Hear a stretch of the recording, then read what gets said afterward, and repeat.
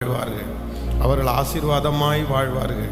அதனால் ஆண்டவரோடு இருக்கிற வரைக்கும் ஆதாமும் ஏவாளுக்கும் வேதம் சொல்லுகிறது, அந்த ஏதேன் தோட்டத்தில் அவர்களுக்கு ரொம்ப சந்தோஷம் உண்டானது. ரொம்ப காலையிலே குளிர்ச்சியான வேளையிலே ஆண்டவர் அவர்களோடு உலாவினார், அவர்கள் ரொம்ப சந்தோஷப்பட்டார்கள். ஆனால் என்னைக்கு அந்த ஐக்கியத்தை விட்டு அந்த தொடுதலை விட்டு வெளியே போகணும் அப்படின்ற ஒரு அந்த சூழ்நிலையில் அவர்கள் தள்ளப்பட்டார்களோ, அன்றிலிருந்து பார்த்தீங்க அப்படின்னு சொன்னால் பாடுகள் வேதனைகள் அவங்கள விட்டு சந்தோஷம் கடந்து போயிடுச்சு.